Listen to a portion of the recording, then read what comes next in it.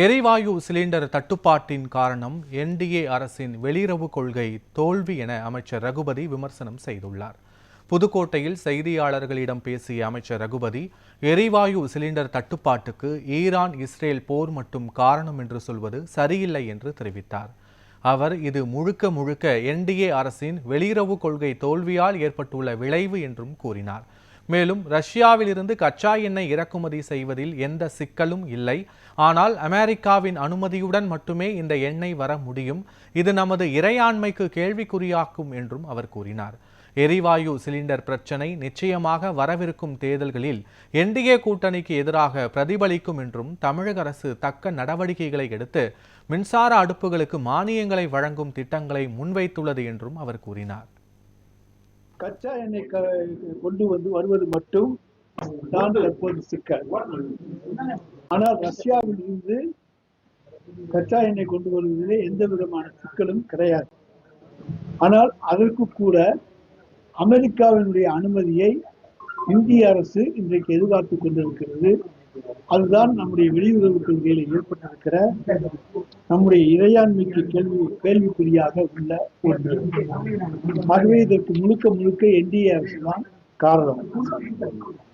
அமெரிக்க அதிபர் Trump India ரஷ்யாவிடமிருந்து கச்சா எண்ணெய் வாங்குவதை நிறுத்த அழுத்தம் கொடுத்தார். அந்த அழுத்தத்துக்கு அடிபணிந்தது ஒரு அடிப்படை காரணம்.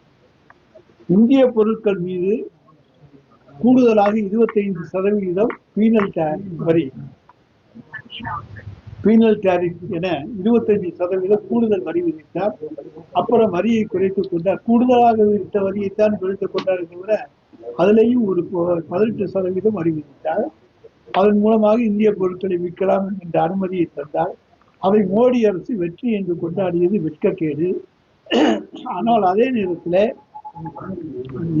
அமெரிக்காவினுடைய அனுமதியின்றி ரஷ்யாவிடமிருந்து நாம் கச்சா எண்ணெய் கொள்முதல் செய்வதற்கு அமெரிக்கா நமக்கு அனுமதி தரவில்லை.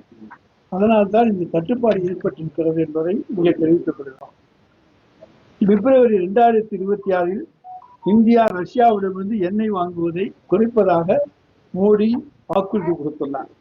ரஷ்ய எண்ணெய் நிறுவனங்கள் ரோஸ்நெஃப்ட் மற்றும் லூகோயிஸ் மீது அமெரிக்கா விதித்த தடை இந்திய நிறுவனங்கள் அந்த எண்ணெயை கொண்டு வருவதிலே சிக்கல் ஏற்பட்டது. எரிவாயு சிலிண்டர் தட்டுப்பாட்டுக்கு ஈரான் இஸ்ரேல் போர் காரணம் என்றாலும் பதற்றம் திடீரென ஏற்பட்டது அல்ல. கடந்த ஆண்டு ஜூன் 13 முதல் 24 வரை 12 நாட்கள் மோதல் நடந்தது. ஈரானுக்கு இஸ்ரேலுக்கு இடையே கடந்த ஆண்டு 12 நாட்கள் மோதல் நடந்தது. அப்போது எந்த தட்டுப்பாடும் ஏற்படவில்லை.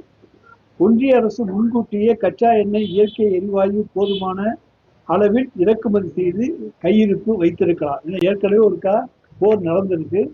நமக்கு தேவையானதை கையிருப்பு வைத்திருக்கலாம்.